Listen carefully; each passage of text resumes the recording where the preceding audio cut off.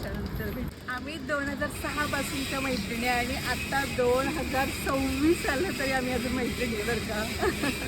आणि कधीच काही प्रॉब्लेम नाही अजिबात भेटलो तरी चालतं, नाही भेटलो तरी म्हणजे खरंच आहे हे की मैत्रीमध्ये रोज भेटणं गरजेचं नाही आहे. आमचे रेअर कॉल असतात आणि तब्बल 10 वर्षानंतर भेटलो असेल पण मैत्री कायम आहे आमची आणि राहणार काय आहे.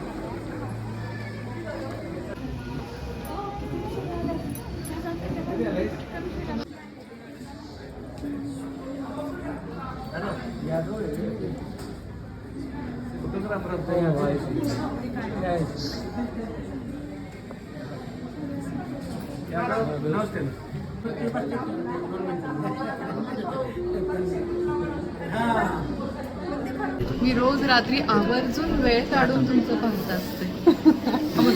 थँक्यू. बऱ्याच जणांच्या कमेंट होत्या मुलगी दाखवा तेही पाहिलं. मी ॲक्च्युली प्लॅन केलं होतं की माझंही पुण्यामध्ये ग्रुप आहे ना, 40-50 हजार लेडीजचा ग्रुप आहे अदा फॅशन स्टुडिओ. म्हणजे एक पिकनिक तुमच्या शेतावर नक्की करावी.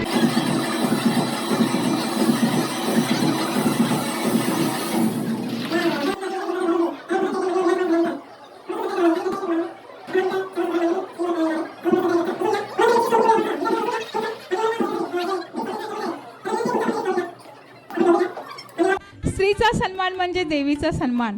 प्रत्येक स्त्री आदर्श पात्र आहे आणि तीच एक शक्ती स्वरूप आहे आणि अशाच या शक्ती स्वरूपा मी आज गोळा केलेल्या आहेत. कोळशाच्या खाण्यातून जसे हिरे गोळा करतात तसे हे हिरे मी आज गोळा केलेले आहेत.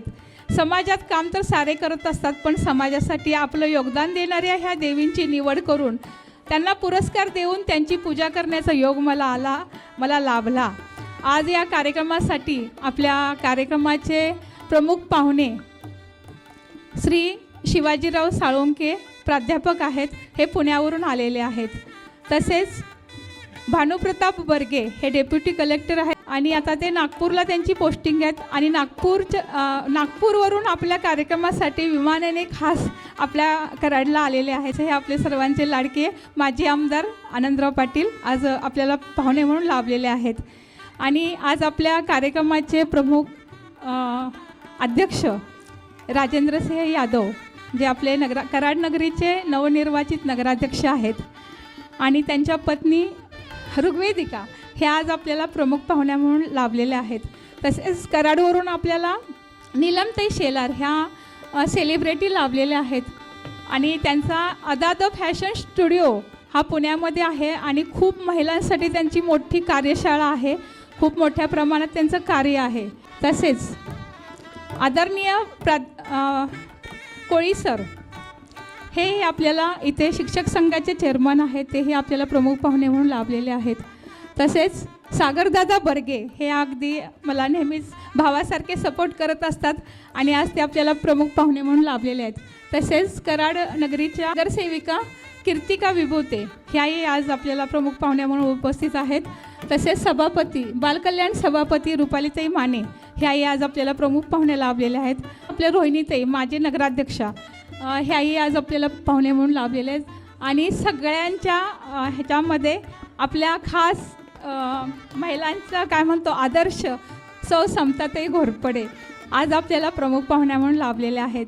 तर त्यांचंही मी मनपूर्वक स्वागत करते आणि आजच्या या कार्यक्रमाला आपण सुरुवात करूया. सर्वांचे स्वागत आणि उपस्थित सगळे माझ्या हाकेला ओ देणारे आपण सगळे आलेले आहात त्याबद्दल मी तुमचे सर्व मैत्रिणी आणि आमचे बांधव त्या सगळ्यांचे मी स्वागत करते आणि कार्यक्रमाला आपण पुढच्या सुरुवात करूया. खूप खूप धन्यवाद.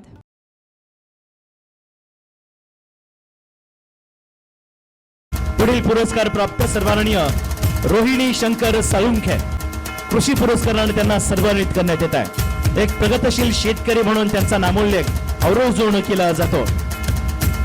गुलाब फुलाची शेती, भाजीपाला, फळबागा 4 वर्षापासून ते दिवस रात्र हे शेती करतायत. 2017 पासून महिलांसाठी आवाज उठवण्याचं खऱ्या अर्थानं आवाज महिला सामाजिक विकास संस्था त्यात चालवतायत. एक पत्रकार म्हणून भूमिका देखील त्यांची महत्वाची आहे. ग्रामपंचायत सदस्य म्हणून देखील त्यांनी काम केलेलं आहे. आजवर राज्यात अनेक ठिकाणी त्यांना विविध पुरस्काराने सन्मानित करण्यात आलेलं आहे. अभिनंदन रोहिणी शंकर साळुंखे.